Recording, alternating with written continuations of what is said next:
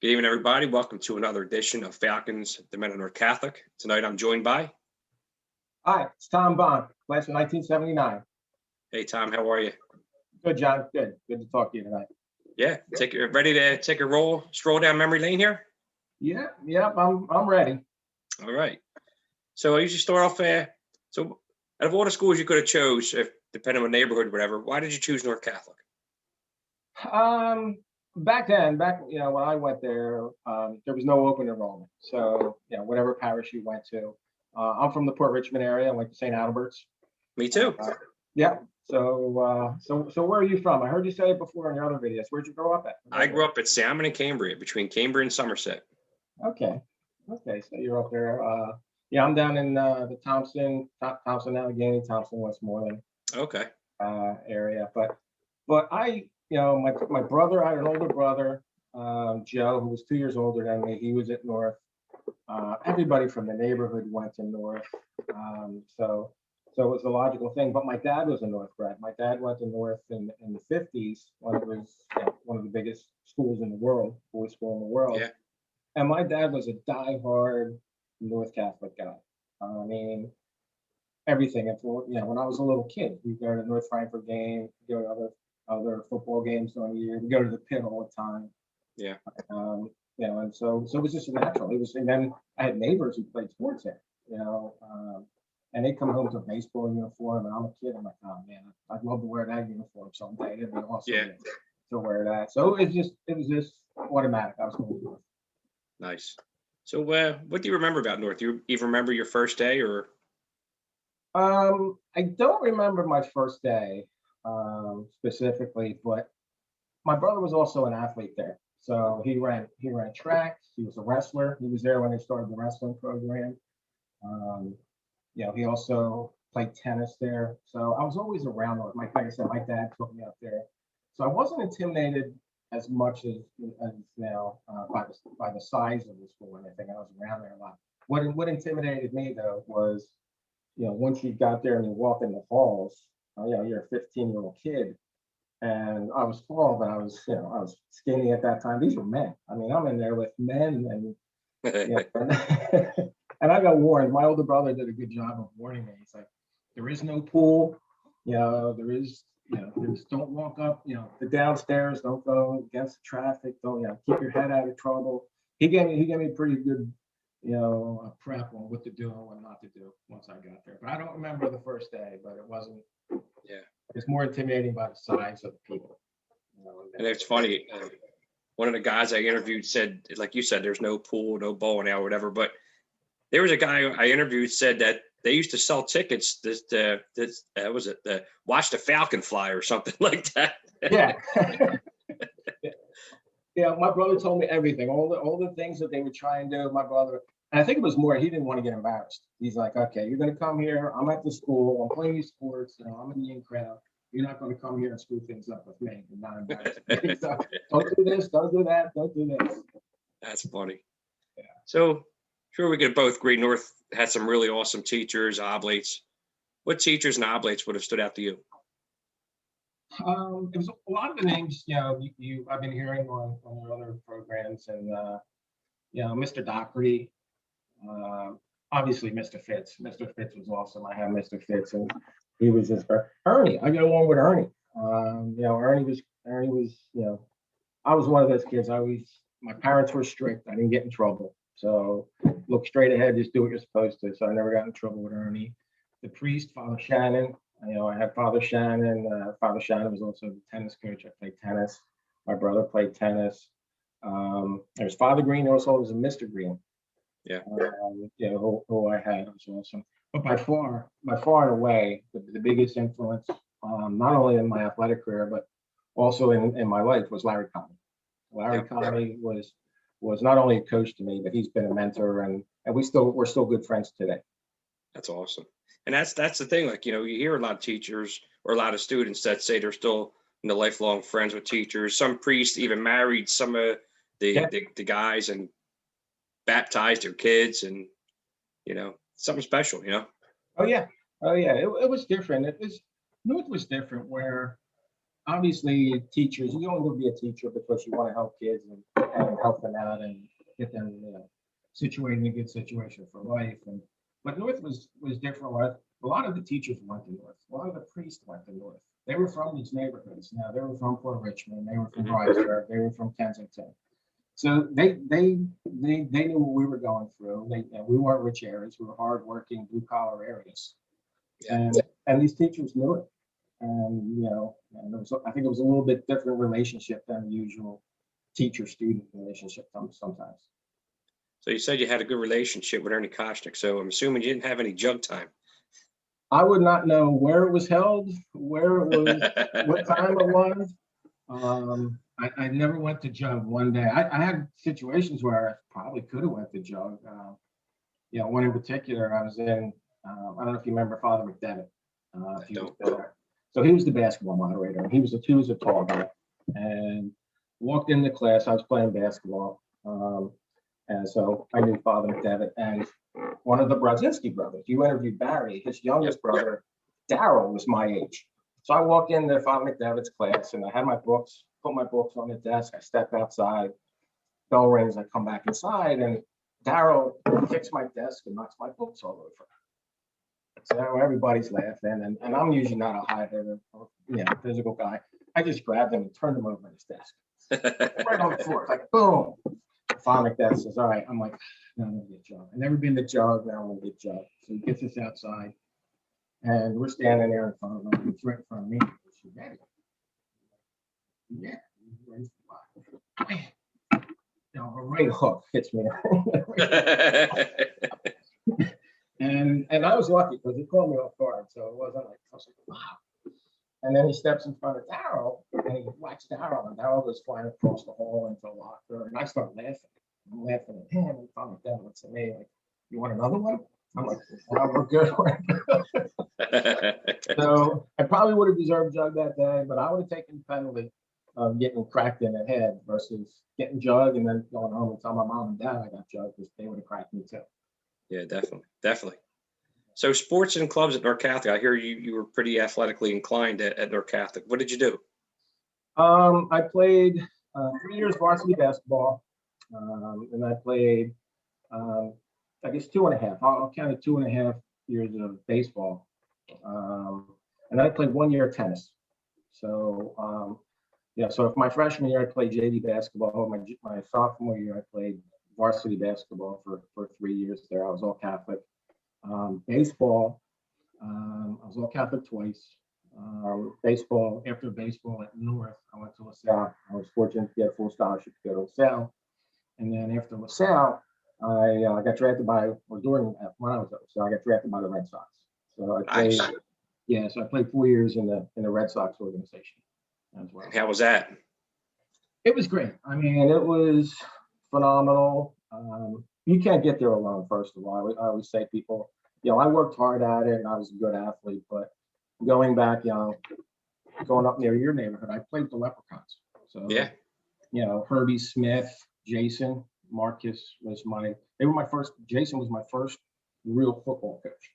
Okay. Was my sports coach. So Jason, they were all North guys. They were tough, disciplined, but they taught you. So I played all through there, but there's stories about people that help you during your transition as you go from high school to college to pros. People help you that don't even know they're helping you. Not just athletically, but mentally. They're helping you get mentally tough, focus, and things like that. So the Red Sox was good. I had the chance. I played with you already, Roger Clemens. So I caught Roger for a year. Oh wow. So I had a chance. He's probably one of the best right-handed pitchers of all time, if not one of the best pitchers of all time.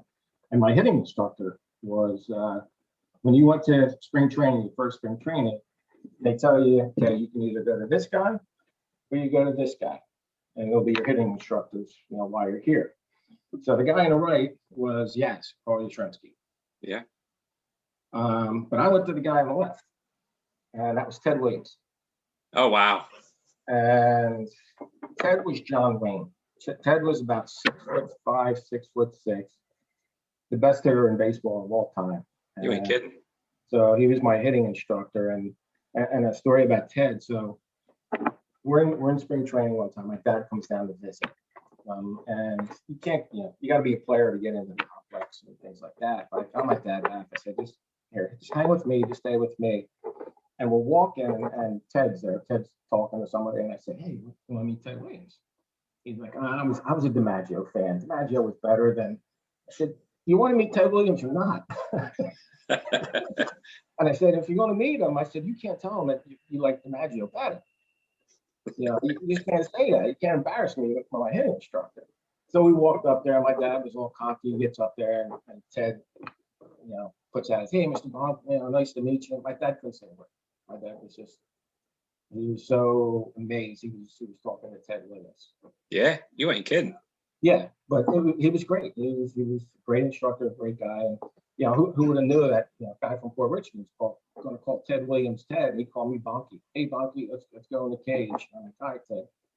That's pretty cool. And I was also informed that your actually your portraits on the wall of Samuel's as well. Yeah, it's. I've seen it. I didn't know I was going to meet the guy one day. It's good because I get a couple of friends who'll text me sometimes. And they say, yeah, I'm up at Samuel's and I had a couple beers on me and I'm doing certain things to your mural. It was really good. There was 3 guys. So I played Little League there. And there was 3 guys that played Little League. Mr. Gall, he was a Port Richmond guy. I think the other guy was Ed Murkowski. I think it was a Port Richmond guy, myself. We played Little League there and then played professional baseball. So as part of the Philadelphia Mural Project, they did a mural of us 3 over there. That's awesome. Yeah, it's pretty neat. So strolling back to North Catholic, what lunch period was your lunch? And did you enjoy the cafeteria food? I can't remember. I usually had pretty good lunches, like period. So it was pretty good. What I remember, I remember some of the food. I don't remember the donuts. Everybody's talking about the donuts. Everyone's talking half-cooked donuts. I couldn't remember the donuts. Well, I remember every time, and it's always stuck in my head. I don't think they've ever changed the songs on the jukebox there. And for 4 years, it was the same, Spoghat, Boston, Led Zeppelin. That was it. And every time you went in there, it was just. So even when I walk back, I go to all the sporting events up until they close. As soon as I walk in the cafeteria, it's like, here's this music. Here's this music. It's like a loop, like, you know what I mean? Playing over and over. Yeah, like 5 songs. That was it. But I used to get the cheeseburgers sometimes. I thought I was sharp. I thought I was like, because my dad drove me to school most of the time. He drove me and my brother. We lived in Port Richmond. It was 5 minutes out of his way. So most of the time, but they also gave us token money every week. Mm-hmm. So my dad, they figured it out. I always ask on Monday, hey, I need $5 for tokens or whatever. So I'd bring my lunch and then I'd also get the cheeseburgers. I don't know why I liked them because it was always like somebody back there was sitting on it, and it was so flat and squashed.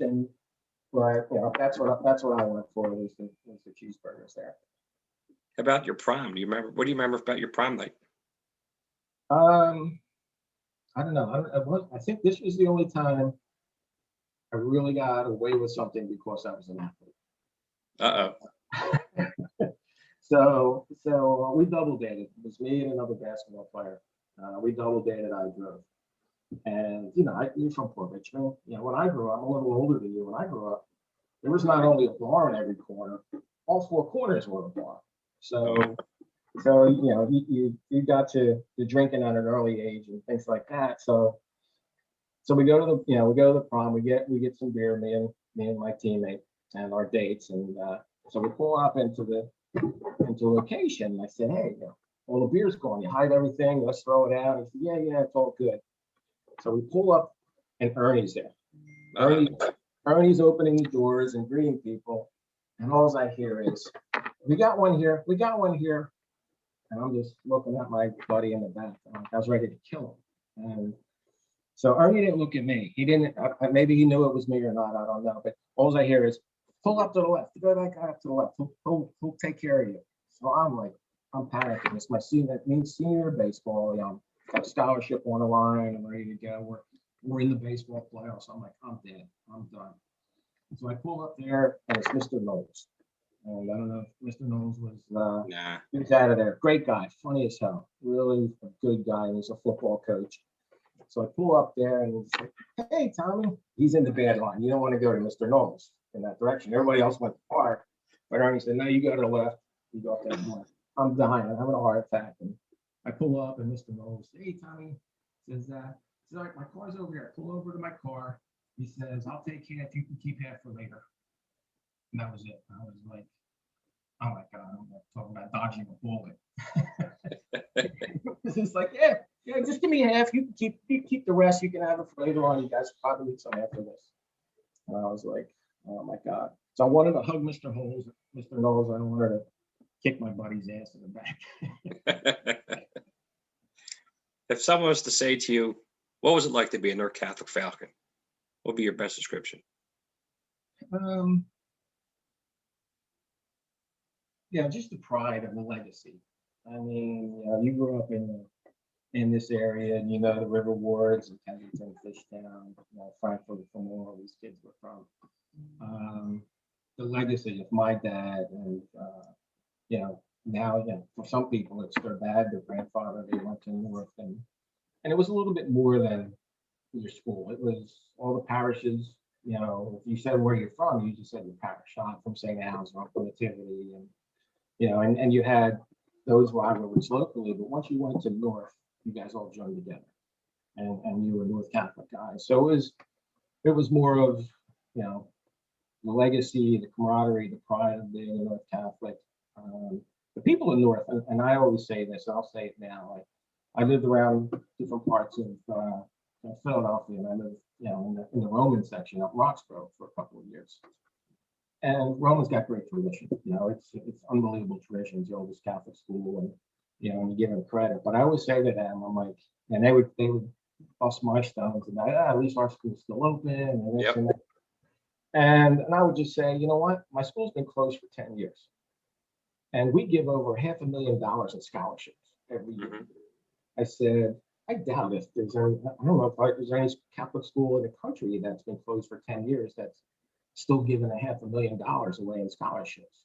And then they would say, well, do you have any connections? Can you write my kid on my granddaughter a letter and get her money? And I did, and I would write, and I would try and get them. They live in the Northeast or somewhere, but I mean, they're caring, giving people. They're tough people that went to North. They're tough people, but man, they give you the shirt off your back, and they help you for a second. The people I went to school with, Bonk and Bono. So we sat back to back in homeroom for 4 years. Rusty played baseball. I played baseball. So Rusty, John Frisky, Mullen, Jimmy Hooven. We played baseball. We played basketball with them. I didn't play soccer. And then we went to LaSalle. They went to LaSalle on a soccer scholarship. I went to LaSalle on a baseball scholarship. We always hung out at LaSalle. I mean, we've been friends for a long time. We've been friends and teammates for a long time. And they're there when you need them. They're there when you don't need them. They're always around. They're always around supporting each other. And I think that's when I think in North. Travel around the world. I travel around the country, travel around the world. I'm always running into somebody from North. It's amazing. True. True statement. So how do you feel that North Catholic got you to where you are today? It's, I don't know. I think, there's loyalty. Loyalty is one. They instill loyalty. Like I said, Larry Conley was not only a baseball coach to me, he was a mentor. And I talked to Larry through the years, and I always think about things that he would say, from the business world. And I would use it in the business world as well, leading people, leading teams. And I remember him saying one time, he said he was pissed off. He was pissed off at another teacher at North. I don't know what. And I really wasn't sure what it was about. I don't think it was about athletics or anything like that. But Larry was saying, you know what, that other teacher just wants to get rid of him and move him on, move him out of the school or cut him from the team. He says he doesn't know anything about that kid. He doesn't know that kid doesn't have a father, that the kid's working 2 jobs along with his mom was working jobs. And Larry was pissed off. He's like, before you before you're going to do something, just don't do a knee-jerk reaction and make a decision on that. He said, find out about a little bit more information before you're going to do something here, because it's made the kid's doing his best. Yeah. Let's give him a break. So it was, I took it into the business world. I'm leading teams and stuff. I just don't have a knee-jerk reaction or so that's always helped me. It's helped me in a lot of ways. I mean, athletic-wise, relationship-wise, it's helped me. I went to LaSalle. Like I said, I was a two-time All-American at LaSalle before I got drafted. And I've had really good roommates, and I'm still good friends with all those roommates. But it's nothing compared to my network and friends of the North Catholic alumni. Amen. Here's a question for you. Do you remember the class prayer, the direction of intention? You asked that, and I'm like, and I've asked other people, I'm like, what the hell's he talking about? Yeah. Well, I guess it was like I put out to somebody, it was kind of like for all of us neighborhood guys, it's like an exorcism, so that we'd be able to behave for about 45 minutes. It was, I have no clue. It's not even ringing the bell. Not a problem. Just throwing out see things. So what would have been your fondest memory at North Catholic? It would have been my sophomore year. We won the city championship in baseball. My background in baseball, so obviously I was good over at Samuels and everywhere I played, Leprechauns and Legion, all the area. I was always on an all-star team. And my freshman year, North didn't have freshman baseball when I was there, so you had to go out for the JV team. And I got cut. My freshman year. Oh wow! Yeah, so that's why I played 1 year of tennis. My brother was on the tennis team, so I got cut from baseball. So my sophomore year, I went out, made the JV, then halfway through I moved up to varsity. And then during the end of the year, some critical games and stuff, I started getting some playing time, and we won the city championship. It was an incredible experience. I was it was a senior heavy team. They were, talk about typical North Catholic, tough kids from all these neighborhoods. There was a lot of all Catholics on the team, but they had balls. It was, I remember driving up to Ernie Field twice during the playoffs, Temple Stadium out there, that's where we played. And we're singing on the bus and we pull up and it was just like, hey, it's no big deal. Yeah, it's the Northern Division Championship, or it's the Catholic League Championship, or it's the city title game. We were as calm and loose as can be. Not me. I'm a sophomore. I'm catching. I was afraid to make any mistakes. But all the seniors, they were still calm. Like, yeah, let's go out, let's play, let's have some fun, let's win a championship. And we had Jeff Etzel. I don't know if you know Jeff or Jeff's name. Jeff was he was our stud pitcher. He was just tough. He played professionally for a couple of years, but not overpowering pitcher. He just beat you with his heart every time out there. Oh wow! That was what our team was too. So 2009 rolls around and word comes out that North Catholic's going to close its doors for good.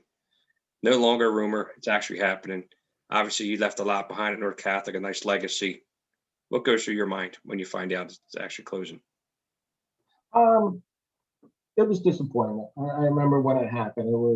I don't think it was a shock. We've heard rumors and we've heard things with Little Flower and combining things. It wasn't a shock. I was disappointed then, still disappointed now that we didn't get a better opportunity to keep it going. I think the Archdiocese made a decision, no matter what we did. If we raised the money, they would have come up with another excuse to close the school. I agree. So it was, I wish I got more involved then. I really didn't get involved or dig behind the scenes. I knew what was going on. I heard, all the different strategies people were trying to do. And I said, wherever I can help and things like that. But, then I think we could have been organized better, but I think overall it would not have changed what happened over there. Yeah. Like a lot of people said, I think they were getting a good penny for the building, the Archdiocese. Like you said, there was no ifs, ands, or buts. It was happening. Yeah. It was a shame. It was a shame for all the students. It was a shame for those teachers. Like Ernie said, listen to Ernie, and he said he didn't go to church. It was like, Yeah. you know, his heart was heartbroken. His heart was, you know, he was a North kid. He worked at North for all those years, and it's just not the same. I'm friends with a lot of guys. I coach in the area now. I help coaching some teams in the area, and you know, they're Ryan guys and they're Judge guys that I coach with.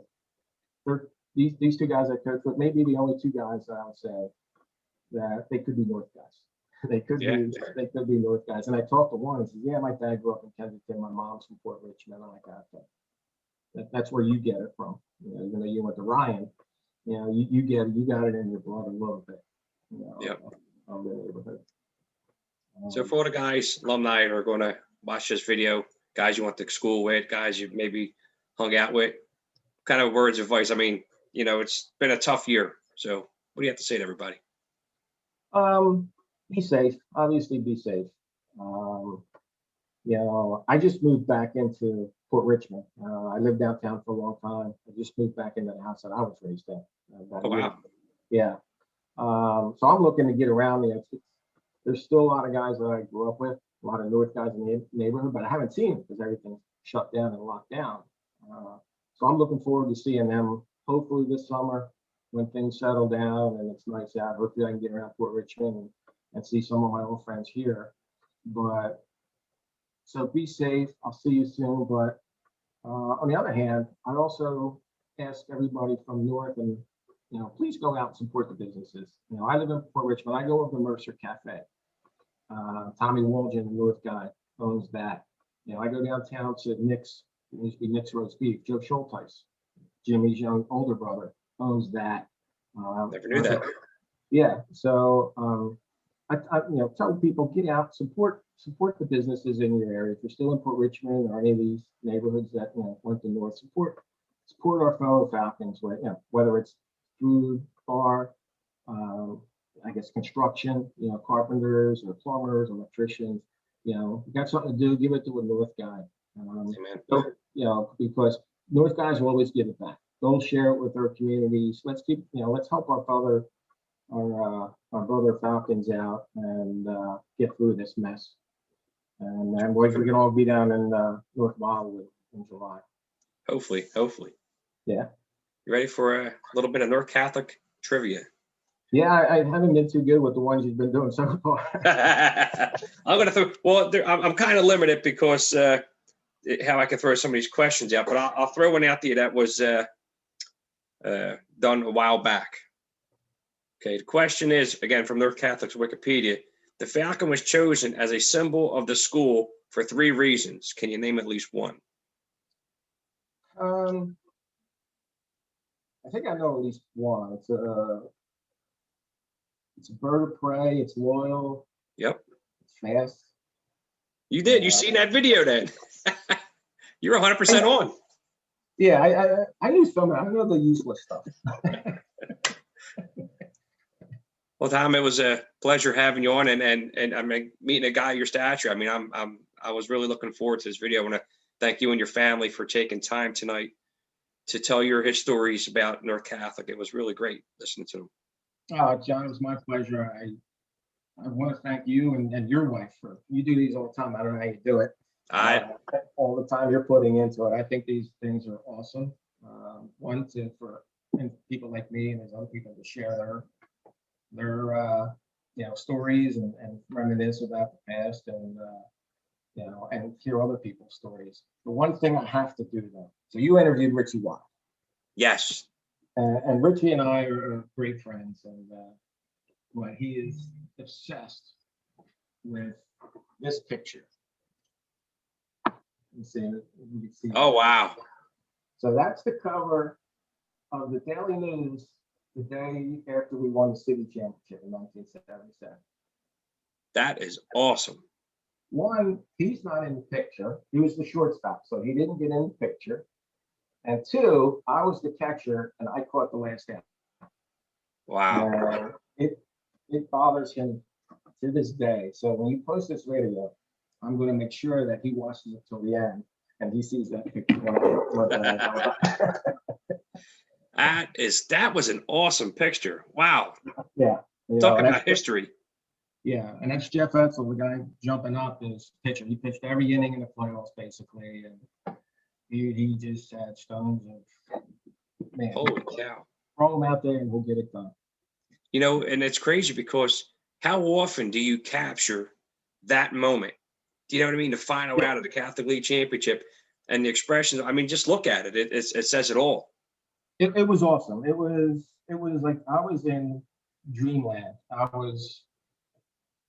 wasn't really part of the team. They were the people that played all year, the seniors. They were carrying the teams. We had some great players, and a lot of them were from Port Richmond. A lot of those players on that team: Richie Wild, Ray Carr, Leon Rysek, Teddy Minarski, the St. Albert's guys.